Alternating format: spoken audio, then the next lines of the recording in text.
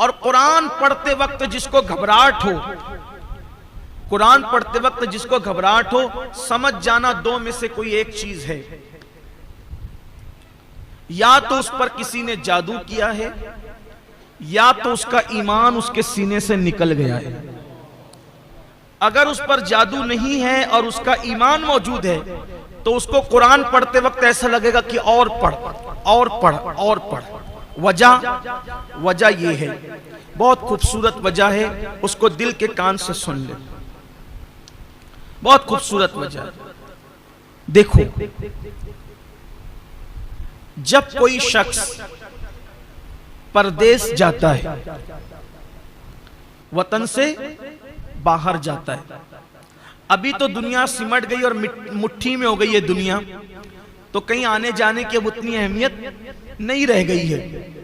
पहले जब कोई बंदा वतन से परदेश जाता था, तो परदेश जब बंदा जाता था तो उसके वतन से खत जाता था, उसके घर से खत जाता था।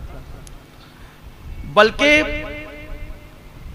जब इंटरनेट का दौर नहीं था तो यहां से जो लोग हाजी लोग और उम्रा करने वाले जाते थे, तो सऊदी में जो लोग काम करते थे उनके हाथों से लोग बड़े बड़े खत भेजते थे, और वो सऊदी में रहने वाले लोग 300-300 किलोमीटर का 500-500 किलोमीटर का सफर तय करके उन हाजियों से और मुअतमिर लोगों से मिलने के लिए आते थे कि हमारा खत दे दो, हमारी चिट्ठी दे दो, हमारा खत दे दो, क्योंकि घर से आया। और जब वो खत आता था तो इतनी खुशी होती थी, ऐसा लगता था कि जैसे हम अपने किसी बिछड़े हुए से मिल गए। और उस खत को एक एक खत को बार बार पढ़ने वाले पढ़ते थे। क्यों? इसलिए कि ऐसा लगता था कि वतन से चिट्ठी आई, अपने प्यारों का पैगाम आया है, ऐसा लगता था। और उनका पैगाम पढ़ करके सारे दुख दूर हो जाते थे, सारी जुदाइयों के गम दूर हो जाते थे। ऐसा होता था कि नहीं होता था? होता था।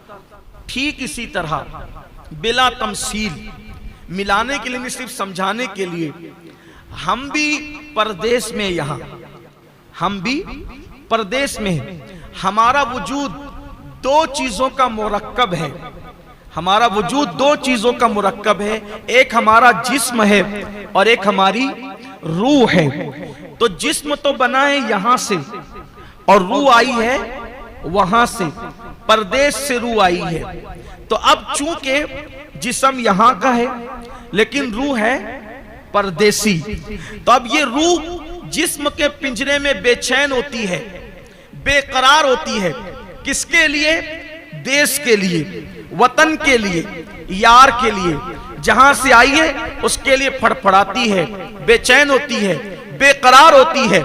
तो अब ऐसे में आदमी बेचैन और बेकरार होता है, रूह बेचैन होती है तो इंसान बेकरार होता है। आंखों की कोई हैसियत नहीं, हाथों की कोई हैसियत नहीं, पैरों की कोई हैसियत नहीं, जिस्म की कोई हैसियत नहीं। ये पिंजरा है, पिंजरा, और इसमें असल वो परिंदा है जिसे रूह कहते हैं। जब तक वह इंसान जिंदा है, जब तक वह इंसान काम कर सकता है, जब तक वो इंसान देख सकता है, जब तक इंसान बोल सकता है, जब वो रूह निकल जाए तो फिर कुछ नहीं बचता।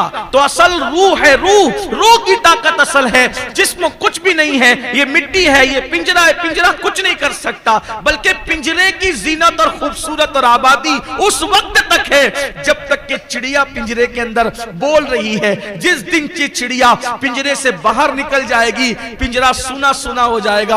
हम सफीरो बाग में हैं, कोई दम का चहचहा, बुलबुलें उड़ जाएगी, सूना चमन रह जाएगा। चमन की बागो बहार उन परिंदों से जो चहचहा रहे हैं। तो ये परदेश से आई भी रूह है, ये बेचैन होती है तो पूरा वजूद बेचैन हो जाता है। मेरे अल्लाह ने रहम किया रूहों की दुनिया पर, मेरे अल्लाह ने करम किया रूहों की दुनिया पर। ऐ रूहो जाओ और जिस्मों के अंदर मुकीम हो जाओ। रूहों ने कहा होगा, मौला तेरे दीदार के बगैर, तेरे जलवों के बगैर हम कैसे रह सकेंगे? तो यार ने कहा, मैं न सही मैं अपनी तरफ से तुम्हें चिट्ठी भेजूंगा, अपनी तरफ से मैं पैगाम भेजूंगा, अपनी तरफ से खत भेजूंगा। तो यार न सही, यार का फरमान पढ़ते रहना और दिलों को चैन और सुकून अता करते रहना।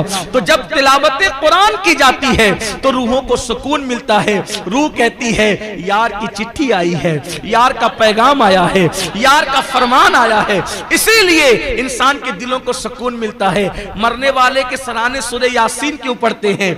इसलिए उसकी बहुत सी हिकमतों में से एक हिकमत यह भी है, ऐ फड़फड़ाने वाली रूह अब अटक मत, इसलिए कि तू अपने देश की तरफ जा रही, परदेश से देश, तो वो जल्दी से आसानी के साथ पूरे शौक से निकलती है वहां जब तिलावत कुरान होती। क्यों? जब यार का पैगाम इतना खूबसूरत है तो यार के हुस्न का आलम क्या होगा। तो उसी दीदार के शौक में रूह निकलती है। इसलिए कुरान पढ़िए और खूब पढ़िए। बल्कि आप सबसे कहता हूं उस वक्त तक मत सोइए जब तक के कम से कम कुरान की एक रुकू नहीं पढ़ लेते। आज से अहद करते हो? कितने लोग अहद करते? कुछ कहेंगे हमें कुरान पढ़ना नहीं आता।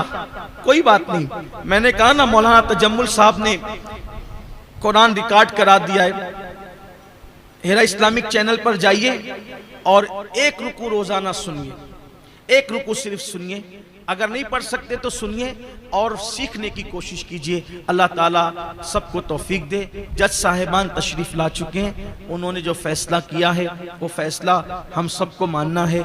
मैंने जैसे कि ऐलान किया था तकरीरी मुकाबले के मौके पर कि यकीनन कुछ बच्चे जीतेंगे और कुछ बच्चे जो है वो बज़ाहिर जीते तो सभी हैं, जो कुरान पढ़े वो हार कैसे सकता है?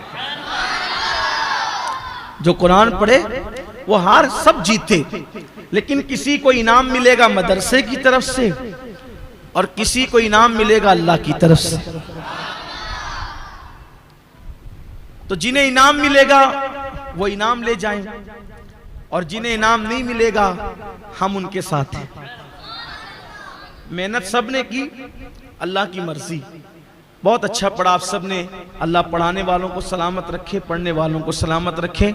और हमारे हजरत अल्लामा मौलाना मुफ्ती इम्तियाज नजमी साहब, हजरत हाफिज व कारी मोहम्मद इसराइल अशरफी साहब, हजरत मौलाना हाफिज वसीम साहब, हजरत हाफिज उसामा साहब, हाफिज उसैद साहब, हाफिज परवेज साहब, इन सब ने बड़ी मेहनतें की माशाअल्लाह। और हमारे हज़रत मौलाना हाफिज गुफरान अहमद अशरफी साहब इस मदरसे के वो नाज़िम तालीमात है, उनकी खुसूसी तवज्जे, कारी अब्दुल सलाम साहब की भी खुसूसी तवज्जे। अल्लाह ताला सबकी खिदमत कबूल फरमाए। तो सब लोगों के लिए, बच्चों के लिए इनाम आया है, लेकिन फ़कीर जो है अपने उन असातिज़ा के लिए इनाम लेकर आया है। पहला, दूसरा, तीसरा, जिस उस्ताद का बच्चा इनाम लेगा हमने उस उस्ताद के लिए भी इनाम रखा है।